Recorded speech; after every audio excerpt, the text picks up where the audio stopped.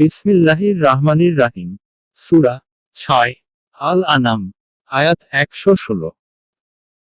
তুমি যদি দুনিয়াবাসী অধিকাংশ লোকের কথামতো চলো তাহলে তারা তোমাকে আল্লাহর পথ হতে বিচ্যুত করে ফেলবে।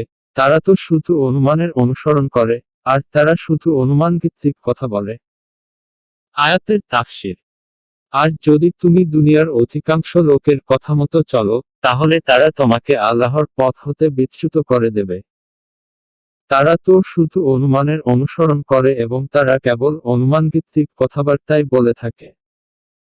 এক কোরআনে বর্ণিত এই সত্যের বাস্তব চিত্র প্রত্যেক যুগে লক্ষ্য করা যেতে পারে। অন্যত্র মহান আল্লাহ বলেন, অর্থাৎ তোমার আগ্রহ সত্ত্বেও অধিকাংশ লোক বিশ্বাসী নয়। সূরা ইউসুফ 12:103। এ থেকে জানা গেল যে, ন্যায় ও সত্য পথের পথিকদের সংখ্যা সব সময় কমই হয়। আর এ থেকে এটাও সাব্যস্ত হয় যে, হক ও বাতিলের মাপকাঠি হলো দলিল ও প্রমাণাদি, অনুসারীদের সংখ্যায় বেশি হওয়া অথবা কম হওয়া এর মাপকাঠি নয়।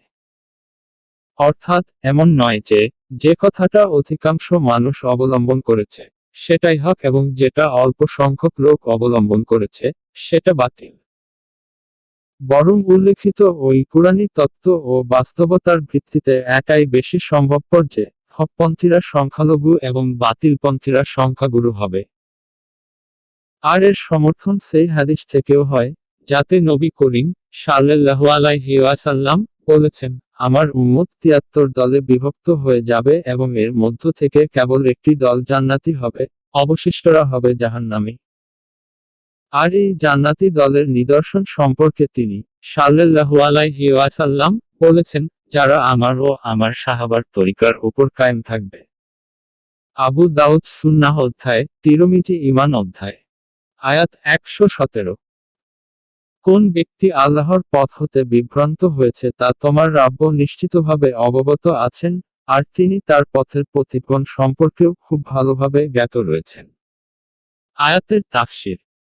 তার পথ ছেড়ে যে বিপথগামী হয় নিশ্চয়ই তোমার প্রতিপালক সে সম্বন্ধে সবিশেষ অবহিত এবং সৎপথের পথিকগণ সম্বন্ধেও তিনি খুব